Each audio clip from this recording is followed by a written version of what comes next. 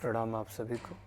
21 days yoga challenge के क्रम में पुनः आगे आसनों के अभ्यास की श्रृंखला को बढ़ाते हुए आज पवन मुक्त आसन के अभ्यास की विधि को जानेंगे।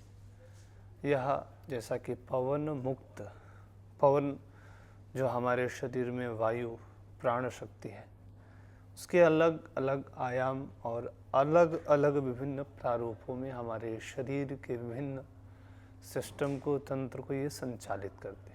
उन्हीं में से अपान वायु जो हमारे नाभि और उदरस्थ स्थान पर अन्य क्रियाओं को संपादित करती है, तो ऐसे अपान वायु को शक्ति प्रदान करते हैं और तत्संबंधित विभिन्न आधिव्याधि का समूल विनष्टता प्रदान करते हुए यह आसन आपके लिए अत्यंत श्रेयस्कर होता। बहुत सरल है, हम इसको योग विधा में आराम से कर सकते हैं। सावधानी विशेष में उदरगत विशेष कोई यदि ऑपरेशन या फिर ऐसी कोई समस्या है तो उस समय बच्चे, अन्यथा अन्य समय पे आप इसको कर सकते हैं। करना कैसे है? आराम से आप अपने आसन पर लेट जाएंगे। 2 से 3 बार लंबी गहरी श्वास लें।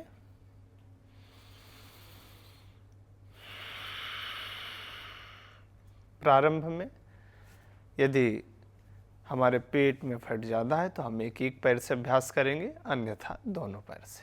एक एक पैर से जब हम अभ्यास करेंगे तो श्वास बढ़ते हुए पैर को ऊपर लाएं, हाथों को इस तरह से ग्रिप करें, वापस श्वास छोड़ते हुए पैर को पूरा अंदर लाना है, पेट के मध्य रखते हुए पेट को अंदर की तरफ पुश करेंगे ज़्यादा से ज़्यादा और नासिका को नी के पास लाएंगे। रुकते हैं कुछ क्षण, श्वास को बाहर रोक करके वापस श्वास बढ़ते हुए धीरे धीरे रिलैक्स। एक पैर से पूरा होने के अंतर दूसरे पैर से भी हम अभ्यास करेंगे। श्वास बढ़ते हुए पैर को पल्लाएं, श्वास छोड़ते हुए पैर को चेस्ट के पास लाना है, नी के पास में नॉस्ट्रल को, और पूरे श्वास को बाहर छोड़ करके रखते हैं। वापस श्वास बढ़ते हुए रिलैक्स। लंबी गहरी श्वास लेकर के शरीर को शांत स्थिर करें। इस अभ्यास में जब आपको सरलता महसूस हो, हम दोनों पैरों से अभ्यास करेंगे। श्वास बढ़ते ऊपर, श्वास छोड़ते हुए पास में लाएंगे। पूरे उदर को अंदर की तरफ संकुचित करें, नासिका को कोशिश करें आपके नी से लगे। रुके, वापस श्वास भरते हुए रिलैक्स।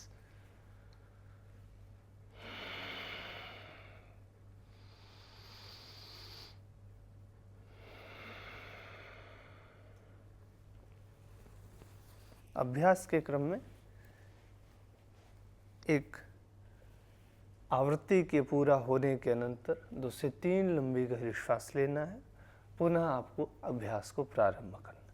तो यह विधि और लाभ विशेष के विषय में यदि हम चर्चा करें तो पवनगत जितने विकार हैं, पवन संबंधित 20 से अधिक विकारों व्याधियों का नाम आयुर्वेद में कथित है। तो तत्संबंधित सभी विकारों को, उससे संबंधित जितनी भी एंजाइटी है, उन सभी को दूर करता है और हमारे शरीर को डिटॉक्सिनेशन करके एक स्वस्थता प्रदान करता है।